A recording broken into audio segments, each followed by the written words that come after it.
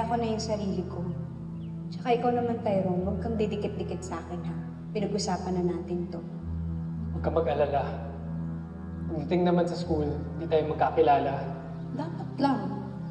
O sige na, baka mahuli pa kayo. O mag-ingat kayo, ha? Sige. Bye. Ingat! Rosel! Madam! Ano pang ginagawa mo dyan? Kailangan ka na sa Flower Cafe. Ang daming gagawin ngayon. Sige na!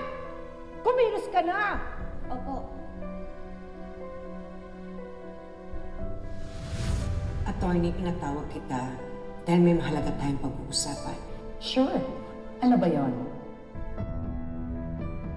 Tungkol sa mga ari-arian ko at pera sa bangko. Di ba sinabi ko sa'yo? Paano kung bumalik ka na lang kaya dito sa Dubai? Para ano? Para singilin ako ng mga taong pinagkakautangan ko dyan. Saka wala na akong mukhang ihaharap dyan sa mga kaibigan natin dyan sa Dubai. Saka kailangan ko pera. Teka, sabi mo pagkakaperahan mo yung kapatid mo, di ba? Kung ipapamana niya yung kayamanan niya sa ibang tao, ano na, wala ka nang makikita mo.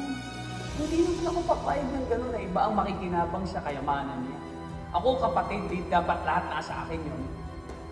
Hindi ka nga niya matanggap eh. Tapos, yung anak pa ng trabahador ng ate mo yung makikinabang.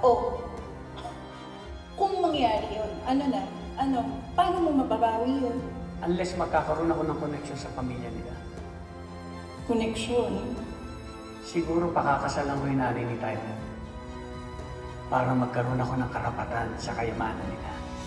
Sandali, Darius. Kasal? Teka, hindi ako papayag, Darius. Kasal-kasalan lang naman yan. Paniniwalaan ko lang si Susan na mahal ko siya.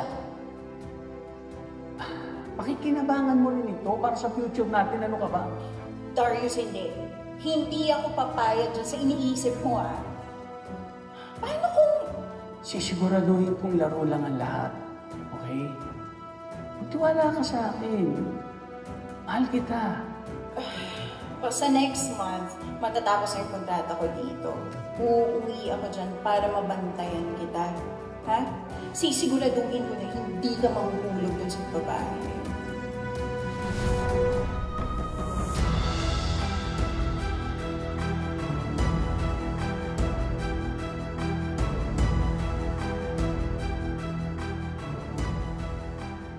Ngayon na successful na yung plano mo, napakasal mo si Rosel. Hindi naman ganun kadali yun eh. Ngayon nakasal na kayo.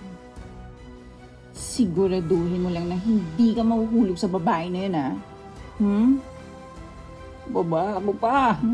Sabi ko naman siya, magtiwala ka lang. At wag na wag ka lang makakasira sa diskarte ko.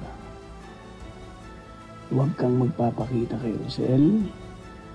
At please, huwag kang tatawag sa akin. Lalo't kasama ko sila. Okay? Tiis lang. Tiis.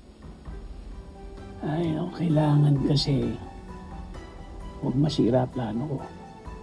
Lalo pa ngayon at nakatali na yung pamilyang yun sa akin. Ipamana naman ni ate kay Tyrone yung lahat ng ari-arian niya. Kayang-kaya ko nung gawa ng paraan mapunta sa tape mo. Tama mo?